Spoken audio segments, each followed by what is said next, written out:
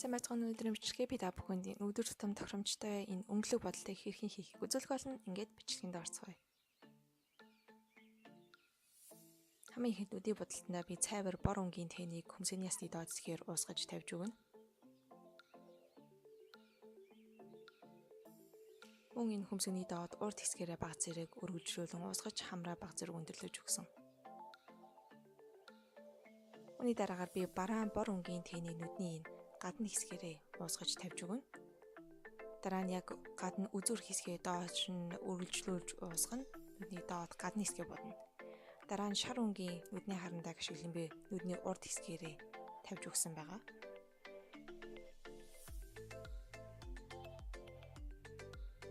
Шар өнгийн тэнийг ашиглан би дээрээс нь илүү тодруулж тавьж өгсөн.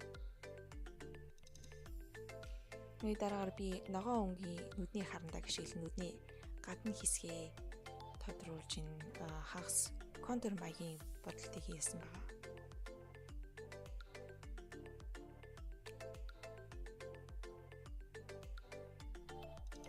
Дараа нь нүдний доод гадна хэсгээрээ уудсан. Үнийгээ би бараан бор өнгийн тэнээр уусгаж өгсөн. Ингээд би нүдний дээд гадна хэсэгтээ нэлээд бараан бор өнгийн тэнийг нэмж өгсөн байгаа. Дараа нь би өөрт байгаа өвөө дарагчаа ашиглан cut crease-ийг хагас cut crease-ийг хийж өгсөн. Дээрээс нь мөн өнгө дагавыг тэнээр бодож өгсөн.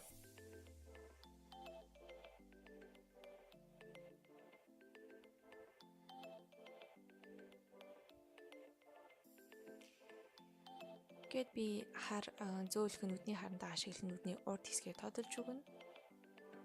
Нүдний доод гадна хэсгээ,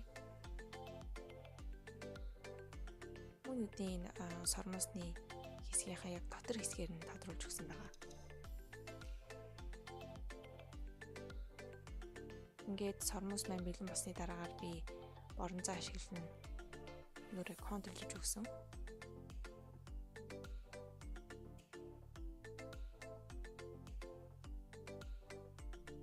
Дараа нь би энэ улбар шар болон цайвар ягаан өнгийн хацар өнгөлөгчийг ашиглан хацраа өнгөлж өгсөн.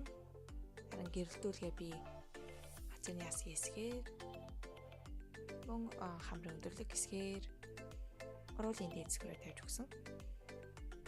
Уруулаас арай бараан өнгийн хүрээлэгч харандааг ашиглан нэлэнгүүд нь бодсон. Дээрээс нь биений өнгөтэй цайвар уруулын гэдгээр бодож өгсөн.